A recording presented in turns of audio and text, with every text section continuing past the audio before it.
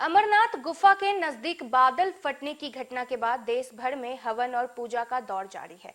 हम आपको बता दें कि शुक्रवार की शाम बाबा बर्फानी के दर्शन के लिए गए श्रद्धालुओं के लिए आफत का दिन रहा, जब गुफा के महज 2 किलोमीटर पहले आसमान से बादल फटा और उसमें बड़ी संख्या में बाबा के दर्शन के लिए गए लोग फंस गए।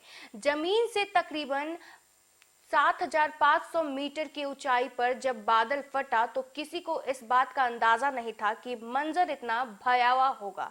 हालांकि मौसम की खराबी का अंदाजा काफी पहले से ही था और एहतियात बरते जा रहे थे।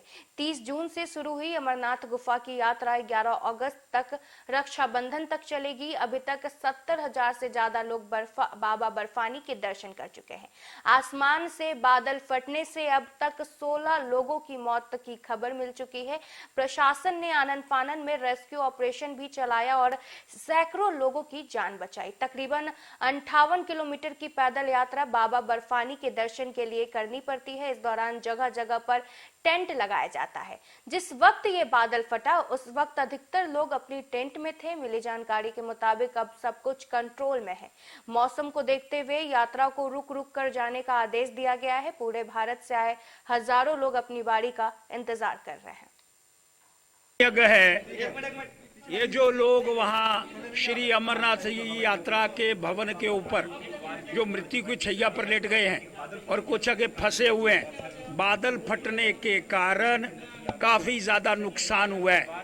आपदा प्रबंधन था, हेलीकॉप्टर की व्यवस्था दी गई, सारे प्रबंध होने के बाद भी बादल इतना जोर से फट गया जिसके कारण सारे प्रबंधन भी उसके सामने अच्छे ढंग से साबित नहीं हो पाए। जितना उपराज्यपाल के माध्यम से हो सकता था उसने प्रबंध करने का प्रयास करा, लेकिन नुकसान बड़ा हो गया, उत्साह बड़ा ज्यादा है। अभी लोग रुक नहीं रहे, लेकिन जिंदगी बच पाए, सकुशल होकर के घर जा पाए, अपने बच्चों से मिल पाए, वैसा एक प्रबंध करने का हमको प्रयास करना पड़ेगा। और आगे कुछ यात्रा अगर हमको स्थगित करने पड़ रही है और स्थगित करनी चाहिए, लोगों की जिंदगी जरूरी है, लोगों का प्रबंधन जरूरी है, लोग सकुशल होकर के अपने घरों के अंदर जा सके। उपराज्यपाल महोदय, यात्रा को अगर स्थगित करना पड़ता है, अगर प्राकृतिक व्यवस्था के अंदर बादल फट रहे हैं, तब लोगों को वहां जाने की अनुमति नहीं होनी चाहिए।